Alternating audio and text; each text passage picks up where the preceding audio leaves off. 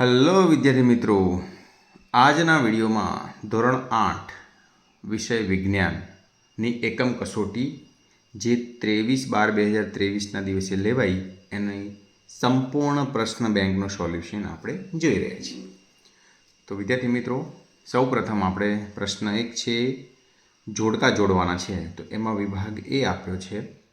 તો અમાં છે છોકરો, તો XY રંગસૂત્ર. છોકરી જોડે આપણે XX રંગસૂત્ર જોડીશું. અંડકોષ X રંગસૂત્ર અને શુક્રકોષ X અથવા Y રંગસૂત્ર. ચલો વિભાગ બી જોઈએ. તો કિશોર અવસ્થાની શરૂઆત તો 10 થી 12 વર્ષ. ઋતુસ્રાવ પ્રારંભ 11 વર્ષ. રજો નિવૃત્તિ 45 થી 50 વર્ષ. કિશોર અવસ્થાની અવધિ 13 થી 19 વર્ષ. પિટ્યુટરી ગ્રંથિ તો પિટ્યુટરી અંતઃસ્ત્રાવ આવશે. એડ્રિનલ ગ્રંથિ તો એડ્રેનાલિન.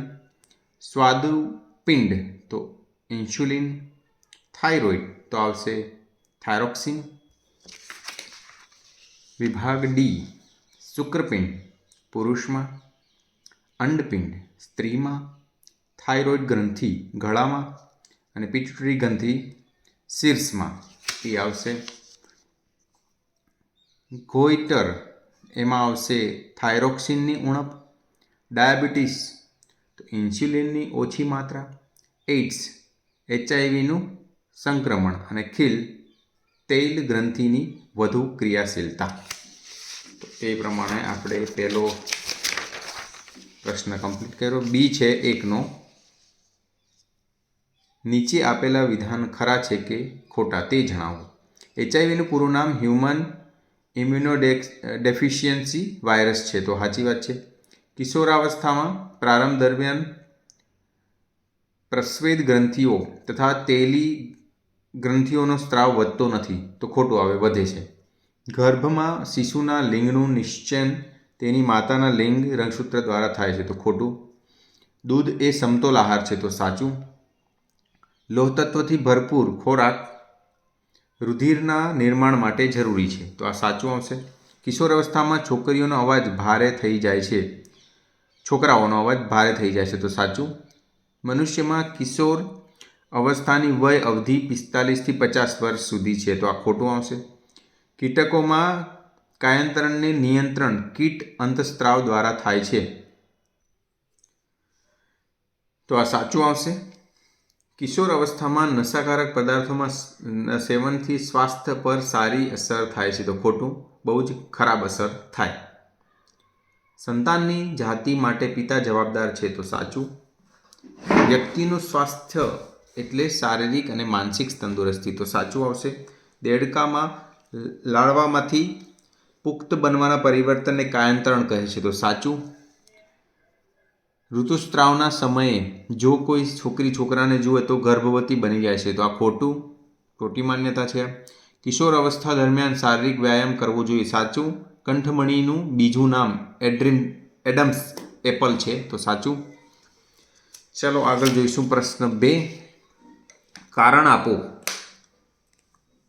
પિટ્યુટરી ગ્રંથિને સર્વોપરી ગ્રંથિ કહે છે, તો એમાં આપણે જોઈએ તો જો તે ગ્રંથિ મગજ સાથે જોડાયેલી છે. હવે મગજ છે આપણા શરીરમાં બહુ જ મહત્ત્વનો ભાગ ભજવે છે, એટલે આપણે કહી શકીએ. અને બીજું પણ તમે અહીંયા જોશો, આ તો એક કારણ છે કે તે મગજ સાથે જોડાયેલ ગ્રંથિ છે. પછી બીજું જો આપણે જોઈએ ને તો પેજ નંબર 83 બુકમાં આપણે આપેલું છે, જાતીય અંતઃસ્ત્રાવમાં પણ પિટ્યુટરી ગ્રંથિના અંતઃસ્ત્રાવના નિયંત્રણમાં હોય છે.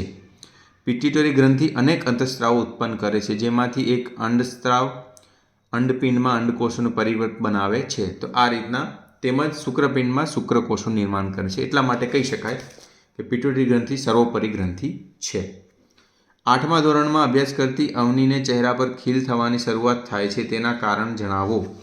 તો એમાં આપણે લખી શકીએ કે અહીંયા જે બુકમાં આપ્યું છે આપણે, તરુણાવસ્થામાં પ્રસ્વેદ અને તેલી ગ્રંથિનો સ્ત્રાવ વધી જાય છે. ત્વચામાં આ ગ્રંથિઓની વધારે પડતી ક્રિયાશીલતાના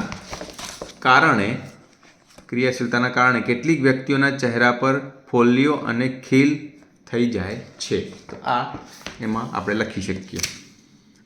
પછી ત્રીજો છે કિશોરાવસ્થામાં છોકરો અને છોકરીના અવાજમાં શું બદલાવ આવે છે? તો એમાં આપણે લખીશું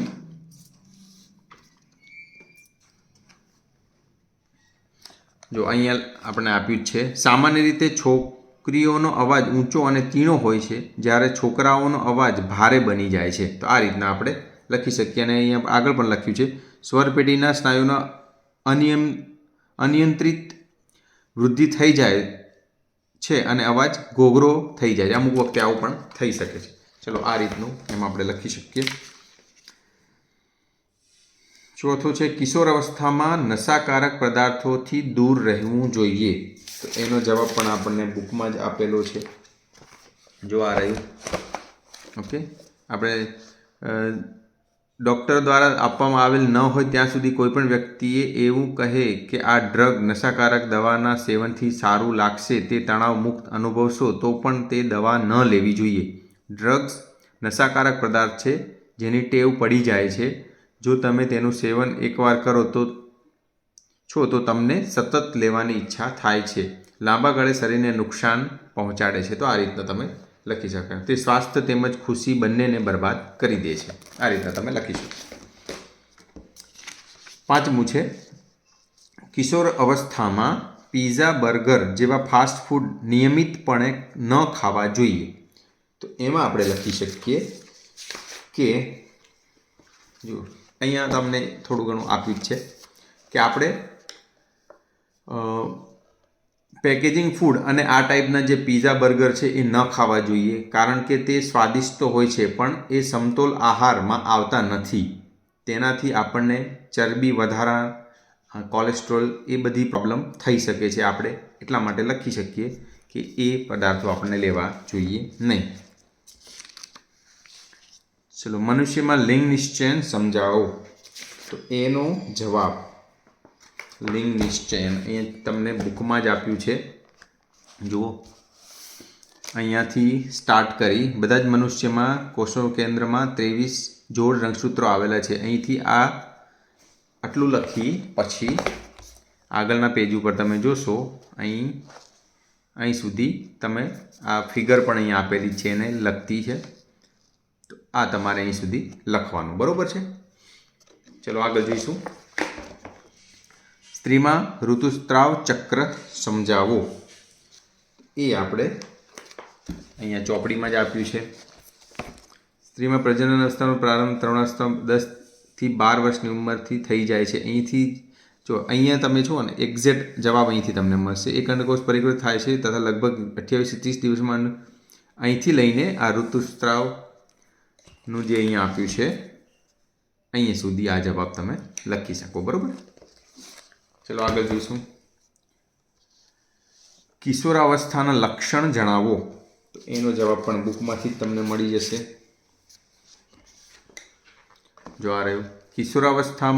અવસ્થા દરમિયાન મનુષ્યમાં શરીરમાં અનેક બદલાવ આવે છે. આ બદલાવ તરુણાવસ્થાનો પ્યુબર્ટી સંકેત છે.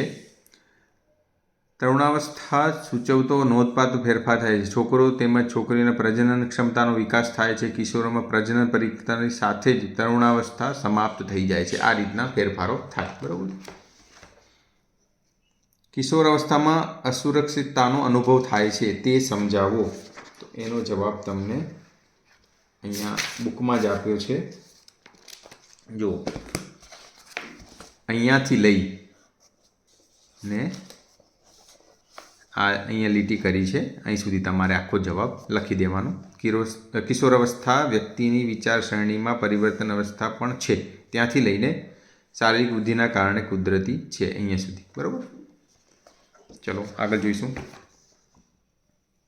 કીટકોમાં જીવનચક્ર પૂર્ણ કરવા માટે અંતઃસ્ત્રાવ કઈ રીતે જરૂરી છે? એનો જવાબ આપણને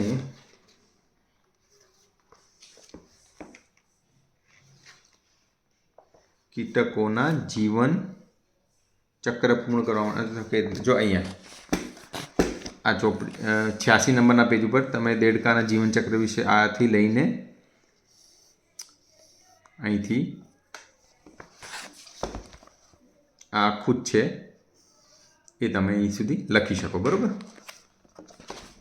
ચલો આગળ જોઈએ. કિશોરાવસ્થામાં થતા ગૌણ જાતીય ફેરફાર સમજાવો. તો એમાં પણ આપણે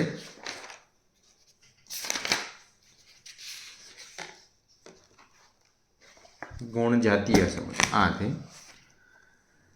અહીંથી તમારે સ્ટાર્ટ કરવાનો, જવાબ લખવાનો અહીંયા છે અને આગળના પેજ ઉપર અહીંથી અહીં સુધી તમારે લખવાનો જવાબ. બરોબર છે. આગળ જોઈશું. સ્ત્રીમાં પ્રજનન કાળની અવધિ રજુ નિવૃત્તિ સુધીની હોય છે તે સમજાવો. તો જુઓ અહીંયા એનો જવાબ તમને બુકમાં જ આપ્યો છે. અહીંયા જુઓ, પહેલાં અહીંથી સ્ટાર્ટ થશે જવાબ. સ્ત્રીઓમાં પ્રજનન અવસ્થાનો પ્રારંભ તરુણાવસ્થામાંથી થઈ જાય છે. અહીંથી લઈને અહીંયા છે રજો નિવૃત્તિ કહે છે, અહીંયા સુધી તમારે જવાબ લખવાનો. બરોબર છે. આગળ જોઈશું. અંતઃસ્ત્રાવો કેવી રીતે કાર્ય કરે છે? તો એમાં આપણે જોઈશું. અહીંયા જો અંતઃસ્ત્રાવનું આપ્યું છે, અહીંથી લઈને તમારે અહીંયા સુધી લખવાનું અને આ તમે જે ફિગર દોરી છે સમજવા માટે એ પણ તમે જોઈ શકો. બરાબર. તરુણાવસ્થા દરમિયાન શારીરિક ફેરફાર અંતઃસ્ત્રાવ દ્વારા નિયંત્રણ. ઓકે, આગળ જોઈશું. સ્વાસ્થ્ય માટે વ્યક્તિગત સ્વચ્છતાની આવશ્યકતા સમજાવો. તો વ્યક્તિગત સ્વચ્છતા આ રહ્યું. આ જે છે વ્યક્તિગત શારીરિક તેમજ માનસિક તંદુરસ્તી, અહીંથી આખું જે છે આ તમારે લખી દેવાનું. બરાબર. આગળ જોઈ. લિંગી અંતઃસ્ત્રાવ સિવાયના અન્ય અંતઃસ્ત્રાવ જણાવો. તો એમાં જોઈશું. તો આ રહ્યા લિંગી અંતઃસ્ત્રાવ સિવાયના, અહીંથી લઈને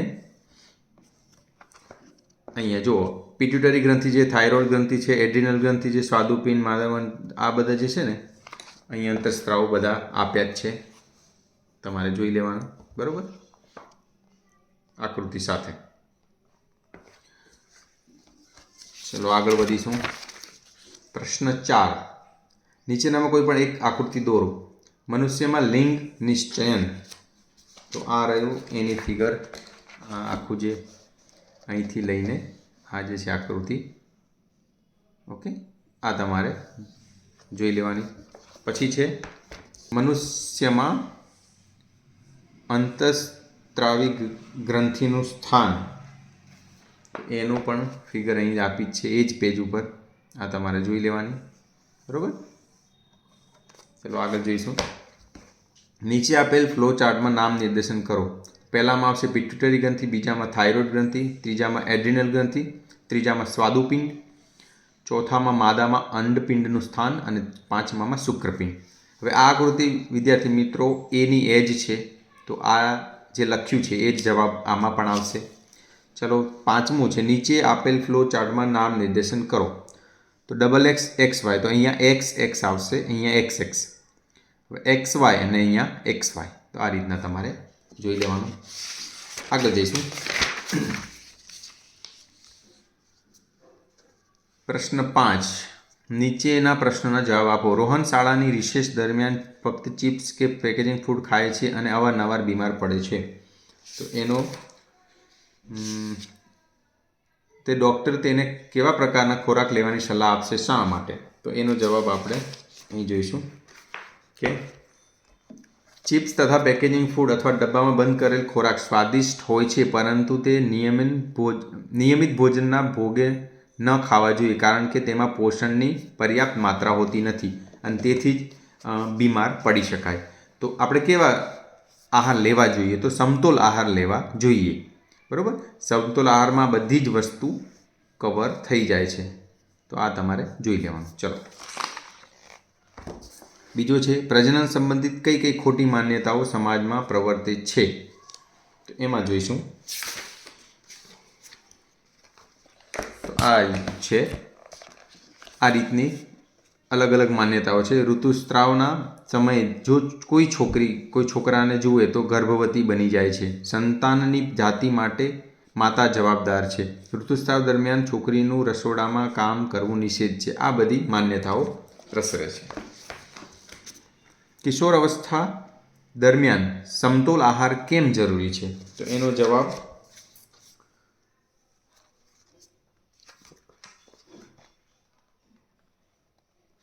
આવી રહ્યું. કિશોર અવસ્થામાં આ લખ્યું છે ને અહીંથી અને આ બધું અહીં સુધી તમારે લખવાનું, બરાબર છે? એટલા માટે સમતોલ આહાર જરૂરી છે. આગળ જોઈશું. માલાએ ઋતુસ્રાવ દરમિયાન વ્યક્તિગત સ્વચ્છતા માટે કઈ કઈ કાળજી લેવી જોઈએ? તો એમાં આપણે જોઈશું.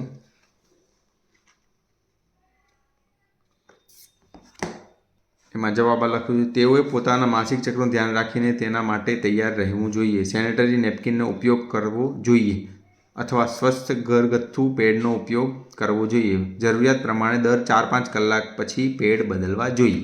તો આ રીતનું એ ધ્યાન રાખશે, બરાબર છે?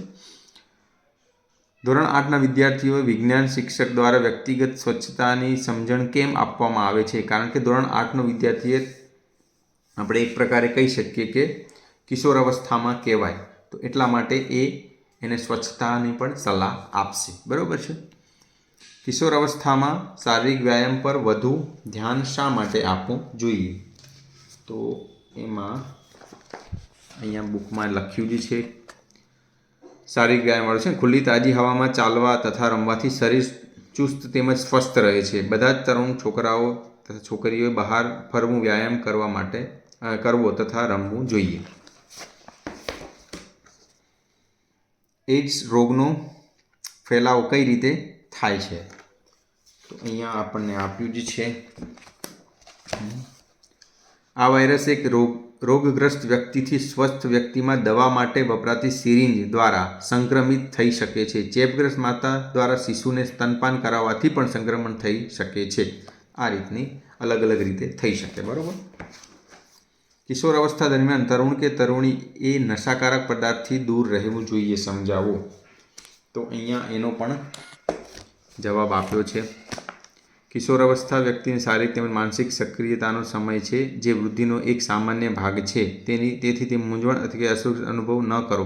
હવે અહીંથી લઈને છે જ્યારે ડૉક્ટર દવાને આપણને લેવાની હા ના પાડે ત્યાં સુધી તમારે લેવું નહીં. એ ત્યાંથી લઈને અહીંયા સુધી તમારે અહીં સુધી જવાબ લખવો, બરાબર?